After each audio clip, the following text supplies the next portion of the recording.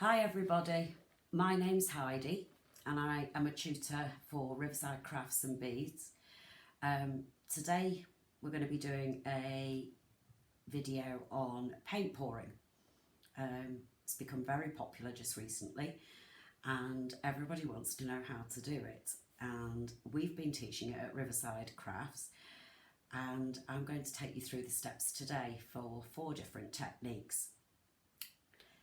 We'll get started. So, to start paint pouring, first of all, cover all your area with plastic sheeting and have some plastic gloves, vinyl gloves. Obviously I don't use latex, but plastic gloves. You need to have some spatulas of some sort, so either tongue depressors or lollipop sticks. If you have a palette knife, that'll be handy, and also have a couple of paint brushes to hand. I use cocktail sticks sometimes to poke holes in my paint pot, my paint squirters if they get clogged. And you also need a tray of some sort for each piece that you do. I use these 12 by 12 scrapbook storage trays. They're perfect because they resist the paint when it's dry, so it creates a skin, so everything that's poured off around your paint pour creates a skin when it's dry, and you can reuse that, which I'll show you right at the very end. The other thing I use is milk bottle tops, and these I use to rest my pieces that I'm going to pour onto, so my canvases or my MDF. It just raises them up off the bottom of the tray and stops things sticking together. And also it lets the air circulate around it so that everything can get dried. It does take quite some time for it to dry out, so I generally find, within a week they're completely dry, but you do need to have somewhere to put them to dry off where there's no dust or anything. You can put those food umbrellas over them if you want to stop dust collecting on them if you have to put them in an area where there's heavy footfall. The other thing you need are cups, either paper or plastic cups. Oops. And you also need, if you're going to do a cell pour, so that is where you add silicone to your piece and have the cells react, which is the first one we're going to do, and also the other ones to stop air bubbles, etc. You're going to need a mini blowtorch, so I've got 2 different sorts here. One I bought from a general purpose store, and the others I got online for my students. Okay. The other thing that might come in handy, I do have a strainer, so a sink strainer, that's for one of our pours, and also some ball chain, so much like we have on our plugs that are on our sinks in the house. You can also buy this at Riverside Crafts and Beads. We do this on the roll, so that's going to be our chain pull. The other thing that I found is particularly popular with my students is to add glitters and mica powders once you've poured your piece, so it just gives that final finish to it. So if you have some glitters, very fine glitters work best, not chunky ones, and you would do this after you've used your blowtorch because some of them can be flammable, so that would be the very last thing that you would sprinkle on top of your piece. The other thing I find useful is a paper plate of some description. It doesn't have to be square. That's to put my brushes and things on once they're wet, and also when we do the chain pour we need a surface to pour some paint onto to put our chain in. Okay, so the last thing I'm going to show you is the silicone. So I have mine again in a condiment bottle. You can buy it online. We do have some stocks down at the shop. It's not online, and I don't think it's going to be able to be posted out, but feel free to pop into the shop and see Donna. I think that's all of it. So my acrylic paints, I have mixed up most of my colours except one, because it takes some time to mix these colours together and get the right consistency, I didn't think it was appropriate to spend time just mixing paints with you guys. So I'm going to show you with my white, which is what we're going to use first, and I'll show you the consistency we need to get by adding the pouring fluid and the water. You only add the silicone at the very end when you've got your paint colours separated, and only if you want to do an open cell, and I will show you that technique. This is the first one we're going to do. So as I said, you can pour onto canvas and MDF. So the first piece I'm going to do is going to be onto a deep canvas. So I'm going to bring that in. And with all our paint pours, we don't just go straight onto canvas. We actually put a coating of paint on first. So one with pouring fluid in it, and also water, so it's watered down. I'm just going to pop some gloves on. So with every pour we do, we always put this base coat on, and it can be any colour you want. Most people tend to use white or a black, but as I say, it can be any colour you want. That will be your background colour. So if you have open spaces on your piece, that will be the colour that shows through. Okay, so I'm going to take, I'm just going to move this out the way just a second so you can see what I'm doing here. So here is my white paint. I haven't done anything with it, it is just white paint. So I'm going to tip some into my, and it's very, very thick and gloopy. I'm going to tip some into my, please come out, paint.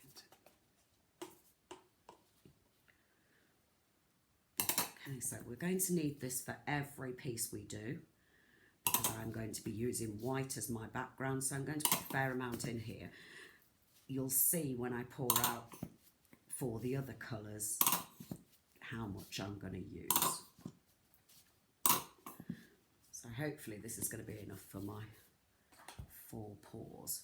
Okay, so you can see in there that I've got more white paint. It's difficult to see. It's about 1/3 of a cup. And I'm going to get a lolly stick, and you can see it's really, really, really, really thick. Ooh. Okay, so I'm going to add some of my pouring fluid, and mine is in, you can take it straight from the container, but mine is in a condiment, squirter. I'm just going to put in about half of what we've got of paint, so about half of the quantity of paint we put in. And I'm just going to mix it around and see what we're like. Now we're still very, very thick. So can you see there, we're really thick. It's barely dripping off our thing. I'm going to put a bit more in. So you can put equal quantities of paint and pouring medium. With water, you only want to put 1/3 at the most of what you've got paint quantity. So not so much water.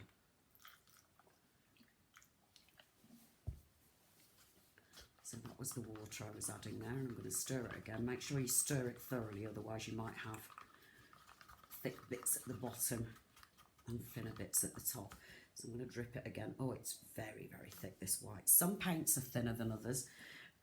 Different colours can be thinner, so don't go rushing in and putting a lot of product in before you've sort of tested how thick the paint is, because each one is different and every brand is different.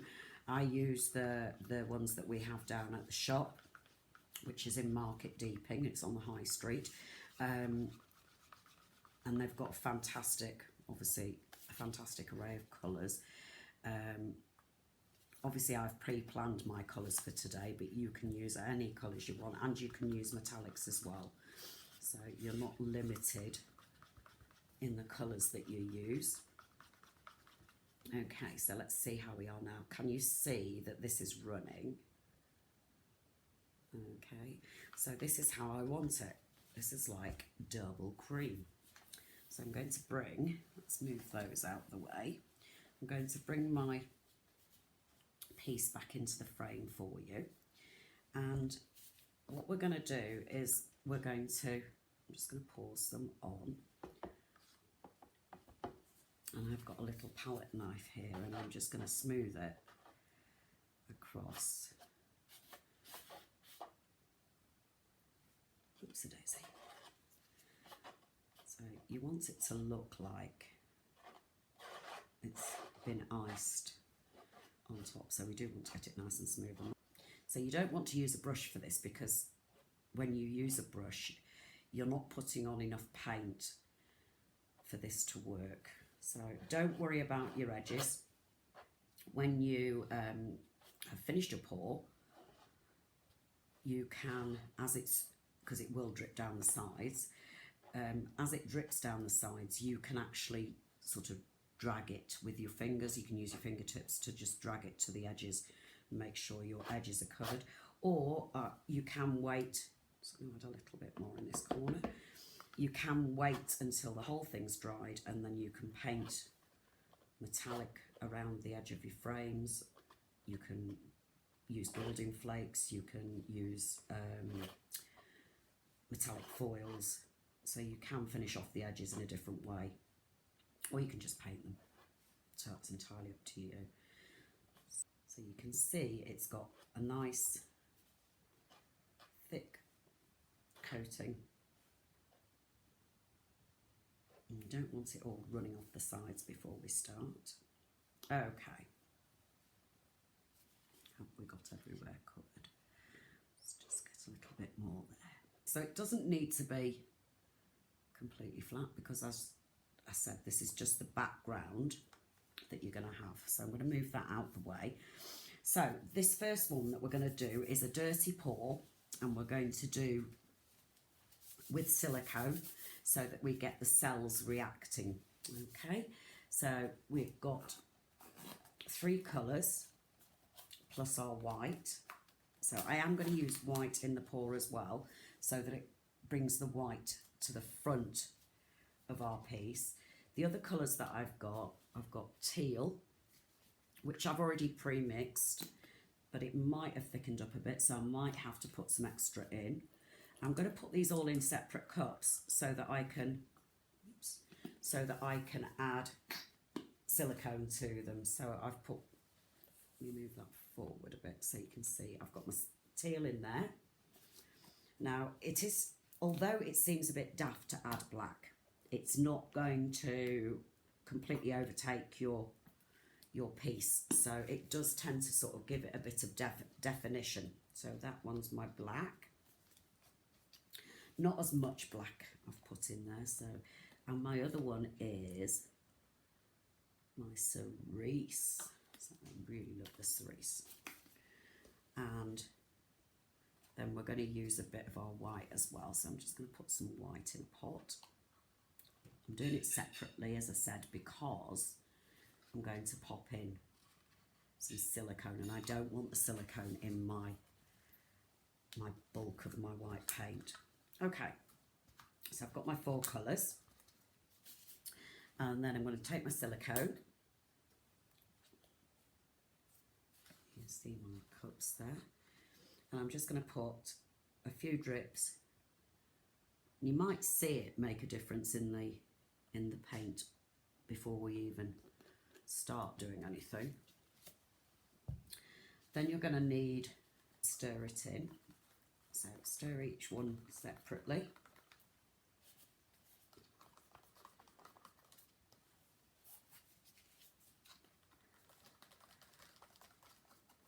Okay, and best of all my white. Okay, so I'm going to move these just to my side, and I'm going to move my canvas out the way so I can show you how we layer them up in the cup. So we take a fresh cup, okay, and we start layering up the paint in the cup. So I think I don't want black last. So remember that the first paint that you put in your cup is going to be the last one on top of it. So what I really want is a bit of white on top. So I'm going to let's put my white in first. So I'm going to lay some white in there. And I'm going to take a bit of black.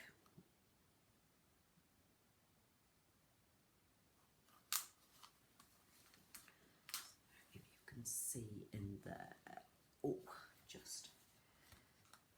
And then I'm going to put a bit of teal.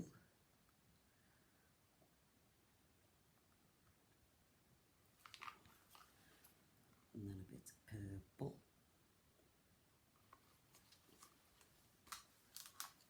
Another bit of white. A little bit more. That teal seemed a little bit thick. Just add a little bit more water to it. That's better. Just pour a little bit more in. Black.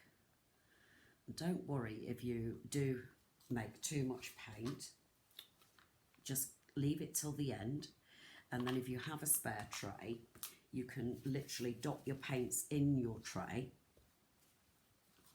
Right, I'm just going to put one last bit of white in, and I think we may be there. Okay. So, now comes the tricky bit. We're going to do a flip pour. So, what we're going to do is I'm going to lift up my canvas and I'm going to flip my cup onto my canvas and then set it down and leave it for a second. Okay, so I'm going to take my cup, there we go, and flip it down.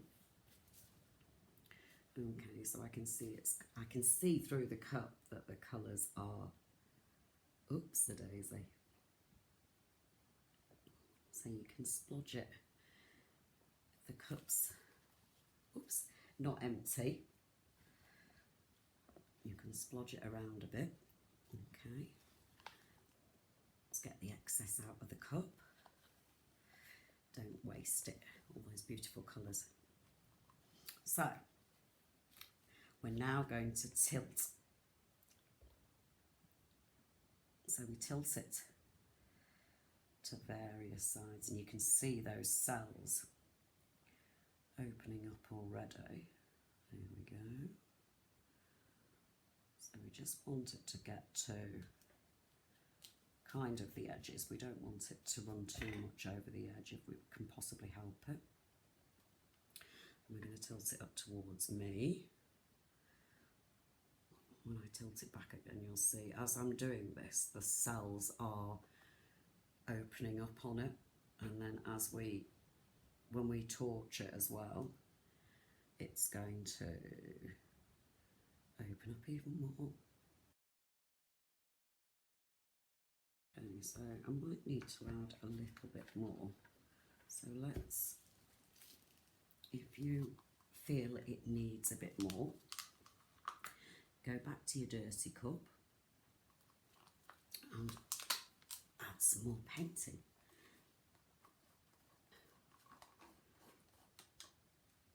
I've got some lovely cells on that, it's beautiful. Let's just add a blob of that white. Okay, so I've got a few more bits in my cup, and I'm just going to do another one here.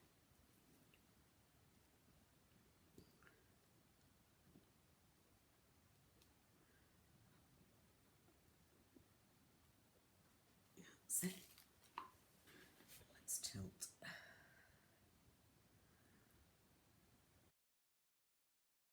Now you don't have to take it right to the very edges. It's good to have some empty space and some white. It's entirely up to you. So if you want it to go right over to the edges, then just keep tilting. You can change direction. You can kind of manipulate it to move to where you want it. So if there's a particularly good bit that's coming out, then just tilt it to where you think it would be better to go. And I think I'm going to leave it alone.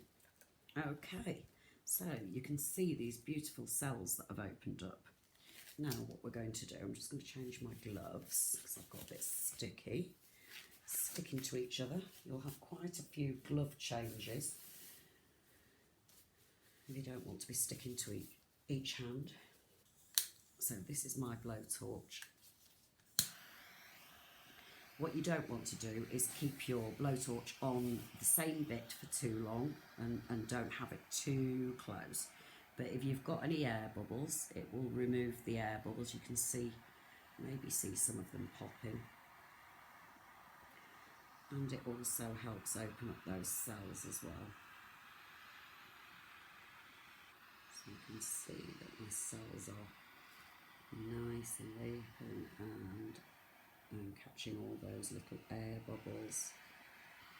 If you can see where I've just been, is little blue. Basically it moves it around a bit, so sometimes you'll get a different colour come through underneath when you put the heat over it. Okay, so I can't see any more heat bubbles. I'll just wait for my torch to go out before I put it down. So I would leave this like this, but if you wanted to, I have got some nice, very fine sweet poppy glitter, and use the end of one of your lolly sticks and just pick up a tiny bit and just give it a sprinkle, and it just gives it that little sparkle. I love this colour. I'm not quite sure what this one is. Oh, that's beautiful. I love those colours. There we go. Okay, let me tell you what colour that one is. That one is Crystalline Rainbow. That's beautiful. Okay, so that one's nicely finished, and I'm going to set that one to one side to dry. Now, if you wanted to, you can pick up out of your pot some of the colour on your gloves and put it round the edge of your frame, of your canvas. I'm going to leave mine because I want to paint my metallic round the edges, or I may take the teal colour or the cerise colour and paint it that colour round the edge after everything's dried. Now this one didn't drip that much onto the tray, however some of the other ones will do, so it depends. It does depend on the paints that you're using, whether they're going to spread like crazy. And this is quite a big canvas that I've done. Normally I would do slightly smaller ones within my classes, so maybe better to start off with one of these smaller ones and you'll get a lot more drips, but we will be doing some more, so don't worry. Okay, so I'm going to stop here and clear up my mess, and then we'll do the next one, which is a strainer pour. Okay, through our little sink strainer.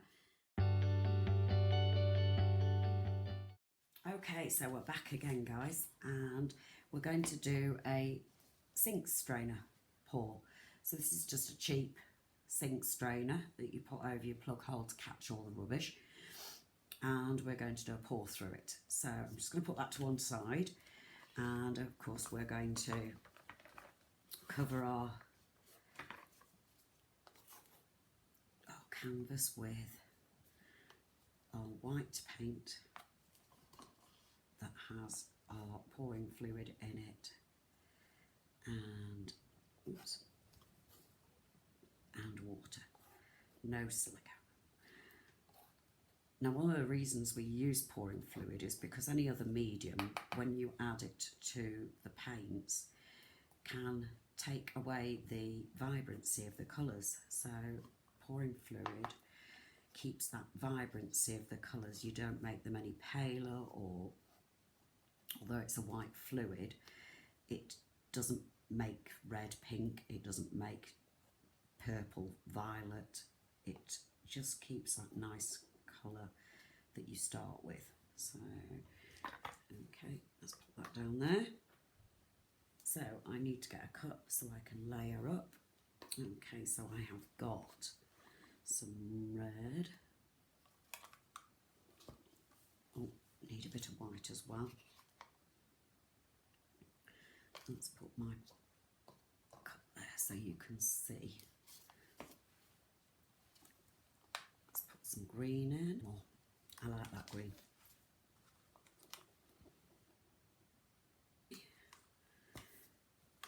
Orange.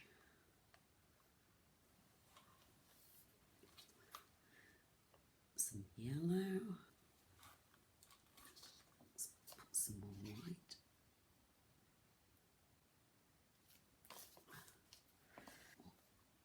Purple.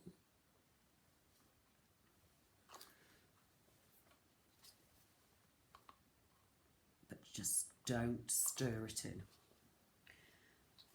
Okay.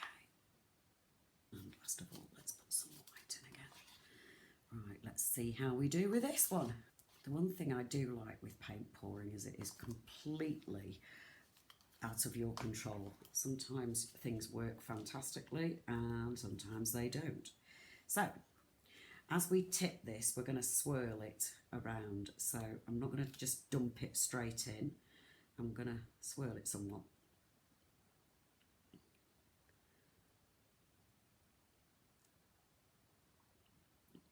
Okay. You can see what's happening. And you can see coming out from the sides of it, it's almost like, I always think they look a bit like peacock feathers coming out. So let it do its thing for a few minutes. Patience is a virtue. It's moving very slowly, so I'm going to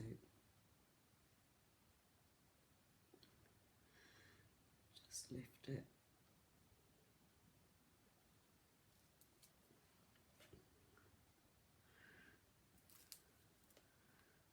We have this beautiful flower. Now you can stretch it just a little bit. I'm not sure that it will stretch right the way down to the bottom. We don't want to distort it too much. But it is rather pretty. I'm going to tip it to my side. Now it's entirely up to you. You can take this right to the very edge, or you can, as I've done, leave it there. Don't worry if you get bits of paint on the side here like I have. You can always touch that up with a bit of white. Now then, let's see what I've got. First of all, let's get the bubbles out. Okay. Now if you don't move this about too much, it's going to stay more or less where it is, so you can quite happily leave it like that. Here where I've got some red paint on it and I've got a little splodge of yellow paint there, don't worry too much. You can take it off a little bit with your scraper or your lolly stick. Just scrape it off. If you can do it without taking the rest of the colour with you. And then you can always, oops, some white paint there. You can always touch it up. Okay, let's have a little bit of blue. Some lovely blue. This colour's gorgeous. Let's use this little one. I might keep it in the middle there so it's like a flower. And don't worry about that glitter there. Again, cover it over with your white paint. Okay, and put your paints to one side again. Don't waste them. We'll use them at the very end. In fact, we might use some on the next pour. So you can always double up. Okay, so I'm going to switch you off again and I'm going to set up for the next pour, which is a chain pull. Hi, I'm back everyone. So we're going to do a chain pull for this piece. So let's coat our canvas again. I do like these small canvases because they're nice and easy to pick up, and I find them easier to get an even layer of paint on. And this particular size and this thickness works really well for the chain pull, and it is what it says on the bottle. We are pulling chain. Okay, so with this technique, what we're going to do is we're going to blob a line of colours for our chain to sit in.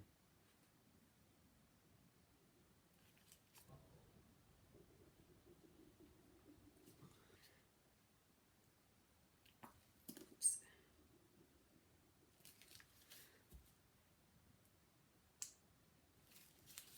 Right, let's see how long our chain is. So we've got our ball chain here. So we want to, not all of it, but about 3/4 of it.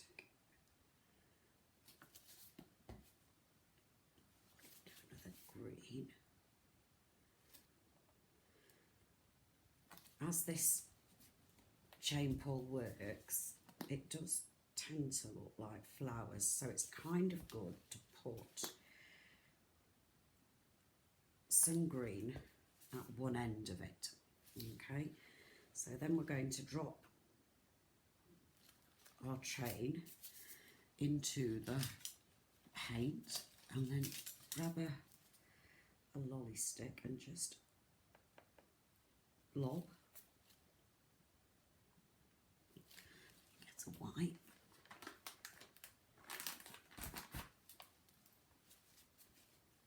You can use a baby wipe or an antibacterial wipe, whichever you want. Just blob the paint over the top of the chain so that it covers it. It's very difficult to see because it's so thin, the chain, but believe me, it's under there. Okay, so I'm going to have to do this bringing it towards me because I need to pull the chain level. Okay, so you'll have to kind of see what you think in reverse. So we're going to start by dropping our chain in a circle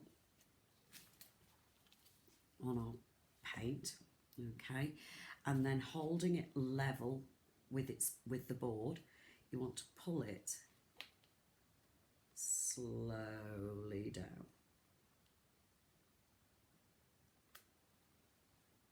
Okay, and then I'm just going to give it a wipe with the cloth.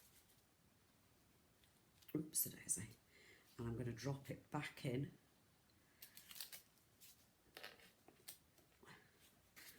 And just pop the paint over it again. It doesn't matter if the paint starts to mix a little bit. It'll just make it all that more interesting. For some reason that's got teal in it. I don't know how that got in there. Okay, I'm going to do it again. Now you can do it the opposite direction. I'm going to do this middle one higher.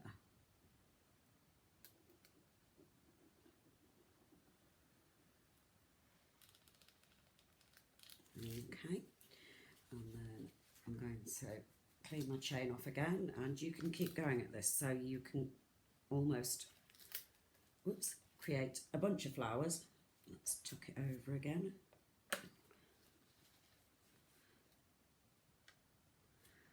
Okay, let's do it from this direction this time.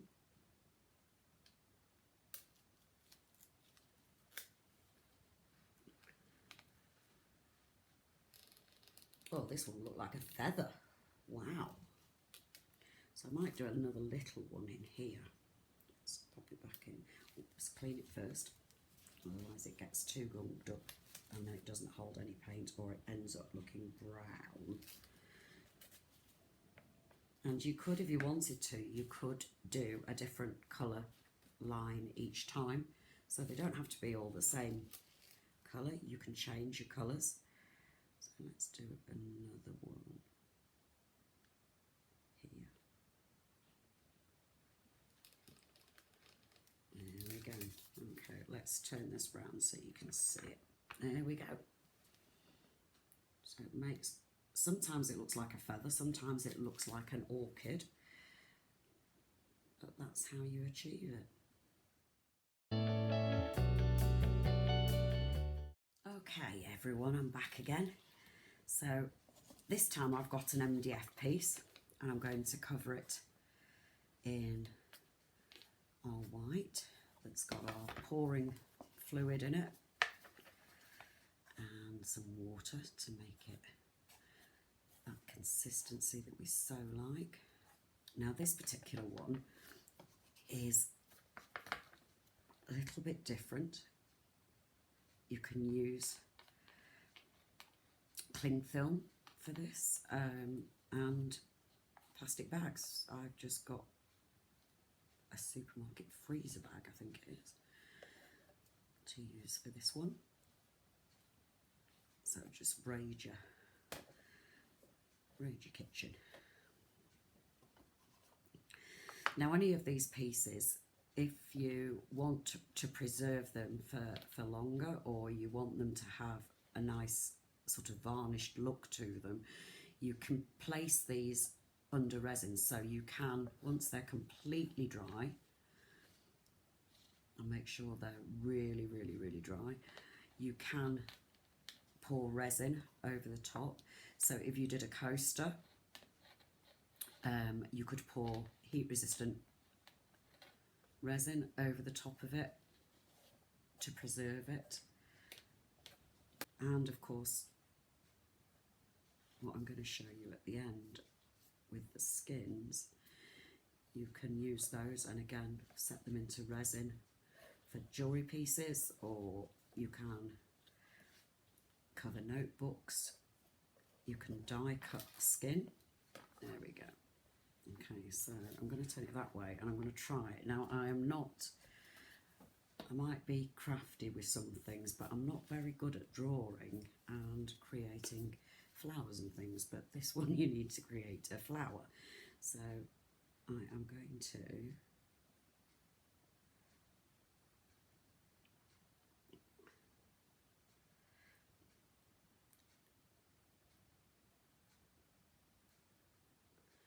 take it slowly.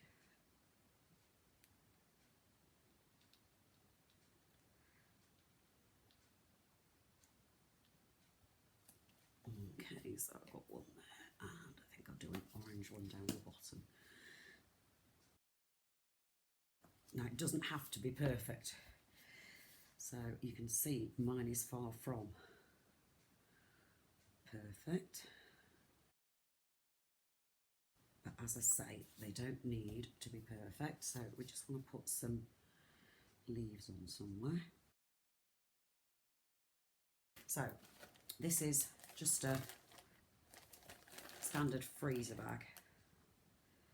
I'm just going to lay it down.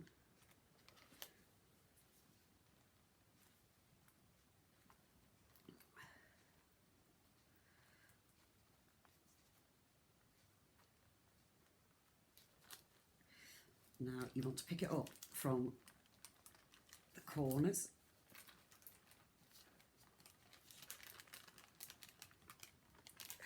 Like so, and if you've got a really good print on it, you can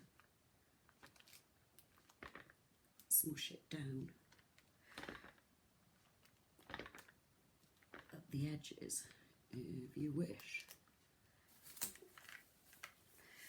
Now if you want to put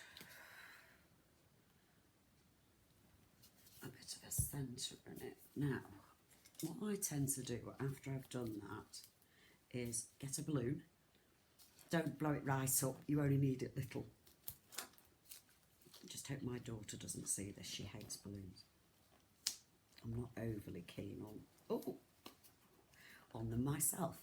So you can see I've just blown this balloon up. Now I'm going to smush it.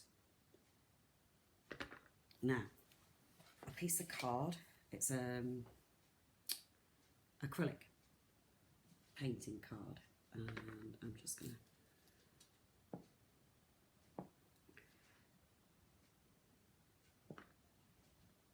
smush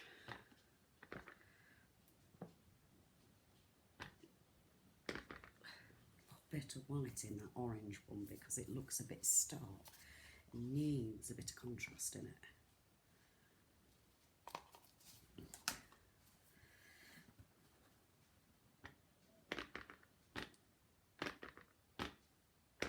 That's better. So I'm just going to print this onto this paper, and you can use this for background for a card. It's nice. So I'm just going to smush this down. So never waste anything. It's almost fireworks. Oops, don't. If it slides, it just mushes everything. There we go. So I've not wasted any of my paint, but we've got this beautiful floral effect. And let's see, I think some of this beautiful crystalline rainbow, I do like to put a bit of sparkle on them. It just lifts them up a little bit. And because this is MDF, as I said, you can pour resin over the top. Let's take a bit more control over this, just in the centre.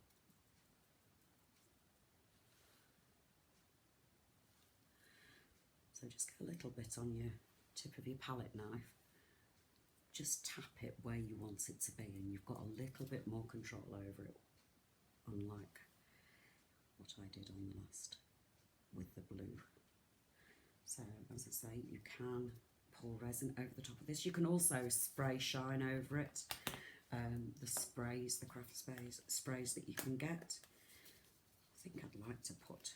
Now your paper will curl up, but once it's completely dry, you can flatten it so you can get it back to its regular shape. And I know I've got some luscious green glitter here. I'm just going to put a bit on this card one. Just think it's going to be stunning. And I'll be able to use that. You can die cut it. You can just use it for background card or your journaling, mixed media. Very good for that. And also the skins that I'm about to show you. So the thing is with this is you will sit there and you'll think, oh, I can put a bit of that on there, I can do this, do that. Now if you want to, with your paint pouring, if you're a mixed media fan or journaling fan, you may want to put some words onto them, and you can actually just sit that on it and let it dry on it. If anything curls up like the card has done, you can wait till it's completely dry and then just sit something really heavy on it and it will set back down again. Okay, so I'm just going to move this out of the way. I'm just going to bring back in the tray that I used. Oops. The tray that I used when we did our chain pull. I actually moved the little piece onto another tray because it could fit two on it. So we've already got this paint here. Now I was saying about skins. I've got all my cups sitting around here, and I'm not going to waste them. I'm not going to waste the paint that's in them. So I'm just going to sprinkle my paint over the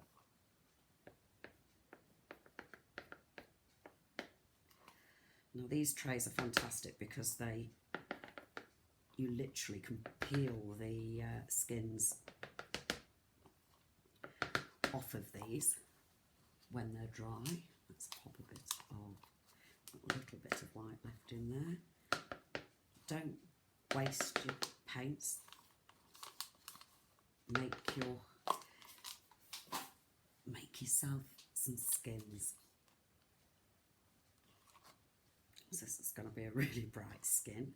It's going to be fantastic. I keep splashing myself, so be careful when you're doing this. If you're tipping it out towards yourself, you may well get splashed. You could probably do with a face guard for this. or safety glasses. Okay, so I'm not going to do it all because you'll be here for hours with me finishing off doing this. And again, once you've got all your paint out and moved around on your tray, you can add your glitters again. You can add little embellishments, so you know, if you've got any like little charms and things like that that you want to just push into it, you can do that as well. You may find occasionally the charms come loose when it's dry, but it will still have an indentation where it's sat. So all you need to do is just lift it up and just add a little bit of glue. But the stickiness of the paint should hold it in place, but just occasionally it doesn't. Oh, this is so much fun. If you like doing painting when you're a child, you're going to absolutely love this. And you can get as messy as you want. You don't have to get messy. You can, you know, keep it all nice and controlled. As long as you have, you know, plenty of wipes and plenty of gloves, then you can keep it as controlled as you want. I did actually do my first paint pour in my actual craft room where I don't have anywhere near as much space as this, and it was quite controlled, and I managed to not get it over too much. More on myself than anywhere else, so yeah, that's, I tend to always get, if there's anything messy, I always get it over myself, so I'm just going to pour a bit of this in. Okay, so I've not used up all my paints, but I'm going to show you. Just move your tray around so your skin spreads out and covers the surface. So what you don't want is any spare spaces of the tray, so you do want to make sure it's covering the whole surface. That's really colourful, so I'm not going to spend all that time doing that. So I'm just going to move that out the way, and then I shall show you some pieces that we have made with the skins.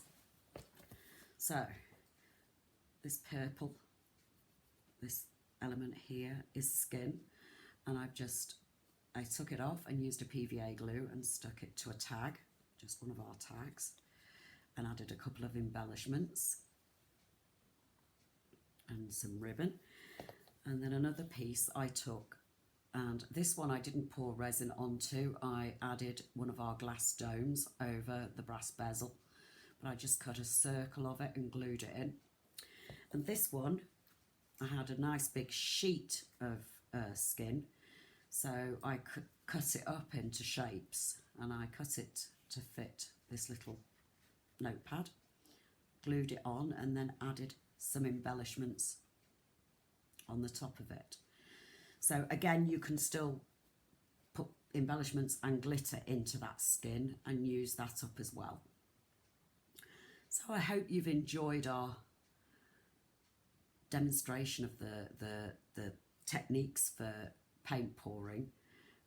If you really enjoyed it, please subscribe to our Riverside Crafts YouTube channel and our Riverside Beads channel, which is our sister company, and we do all things beading and jewellery. So I'll probably see you on both channels. Okay, I hope you enjoyed everything, and please pay us a visit at Riverside Crafts and Beads in Market Deeping on the High Street. Bye.